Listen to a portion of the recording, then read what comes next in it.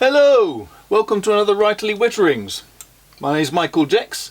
I'm an author and I have been asked recently by quite a few people to talk a bit about my Bible.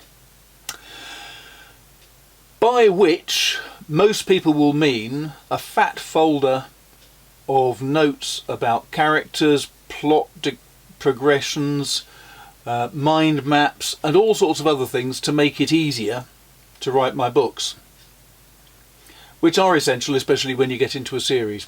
However, I have chosen to take it slightly differently, and instead of my Bible, this is my Bibles.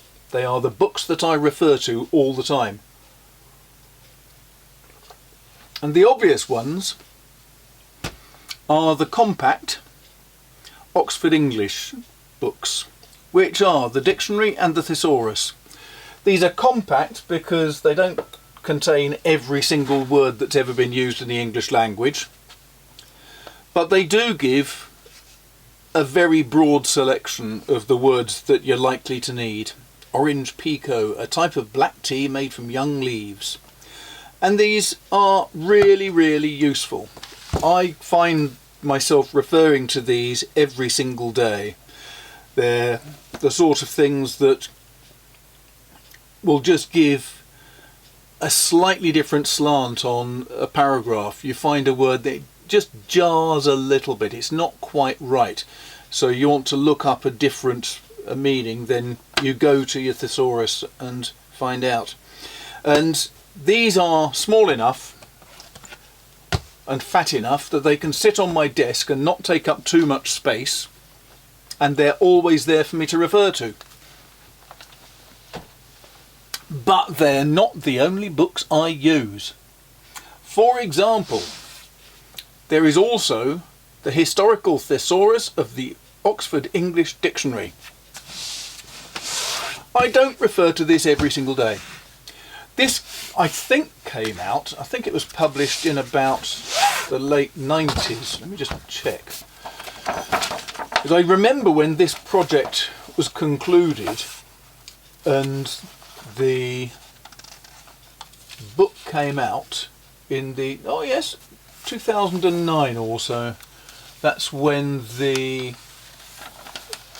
foreword was written and the preface was written by the editors in March 2009.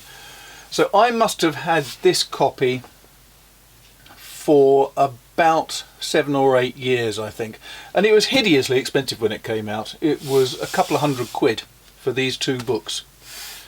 But for me as a medievalist and historian, being able to check back on the meaning of a word and then see what word would have been used for that meaning back in the 1300s, say, this is absolutely invaluable.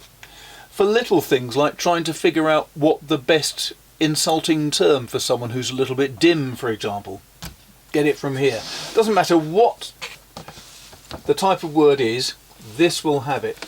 And there's the two volumes, because this volume, as you can see, is listed alphabetically A through to Z with all the different words you can possibly imagine.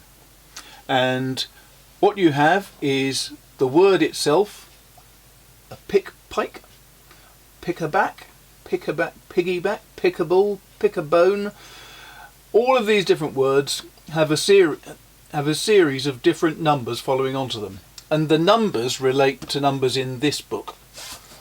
In this book, we have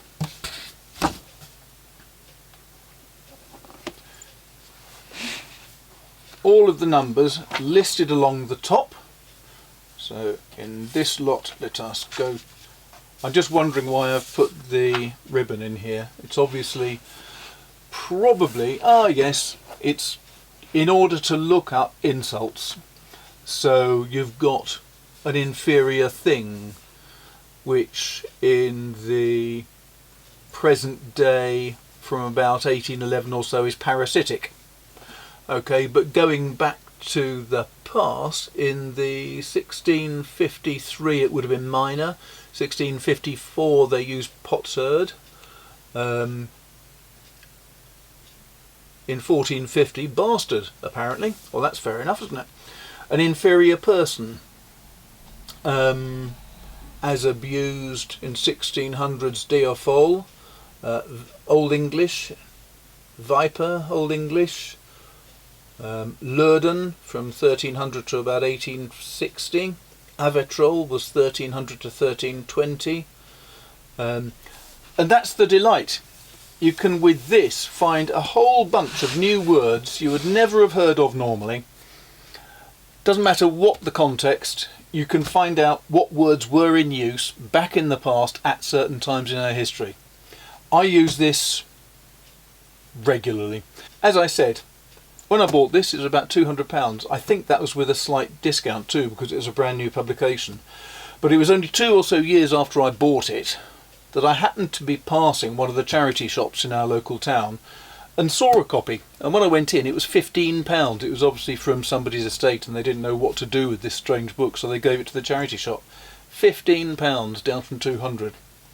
I thought that was such a good deal I had to buy a second version, so I bought the second version, and my friend Susanna Gregory, I'd mentioned to her this wonderful book and she had expressed a huge amount of interest but couldn't justify the money for it.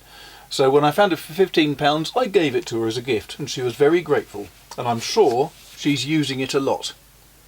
So if you want to find out what words were in use in the past, you could spend £200, you could with optimism wander into a charity shop, or just go to your local library, because your library will have access to them.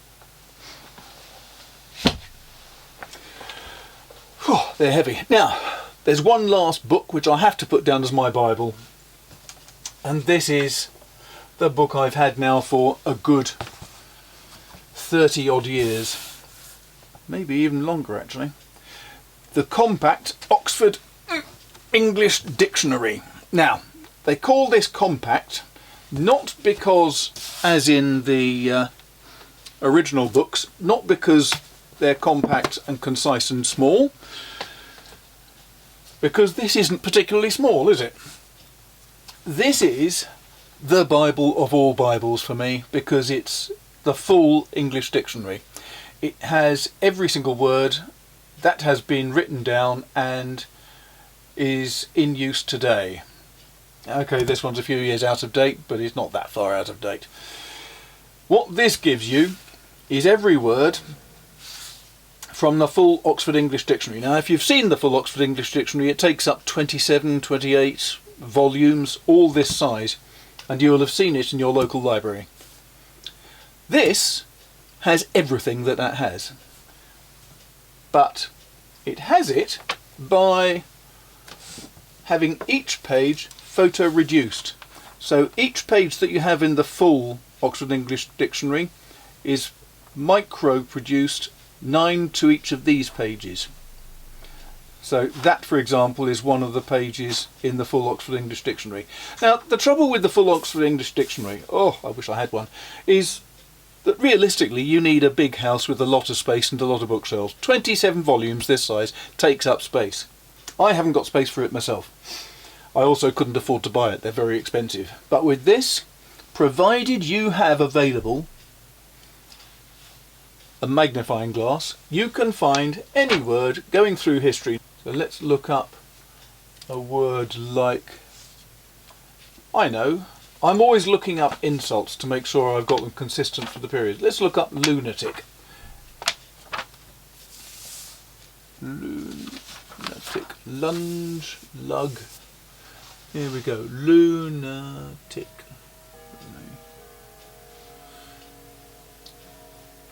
Now, according to this, it says the pronunciation is lunatic.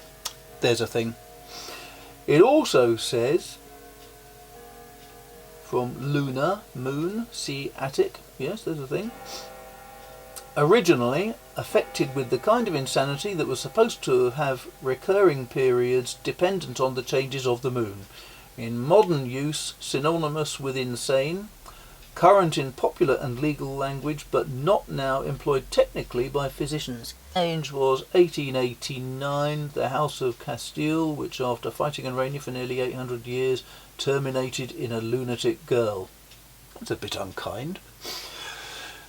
But that's what this book does. It goes through I mean, that was the using the meaning of originally affected with the kind of insanity that was, etc. And then you can say B, of things indicating lunacy. C, madly foolish, frantic, etc.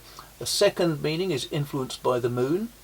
Firstly, obscure, then it also goes through to... So basically it goes through all of the different meanings that a word can have. It gives you when that meaning first occurred in written English, and takes you up to the present day. Every single word in use, and most of them not in use, sadly. For me, yes, this is a wonderful, wonderful book. It's one of the... if I was sent away to a desert island, it's one of the books I'd want to take with me, because it's an endless source of fascination. But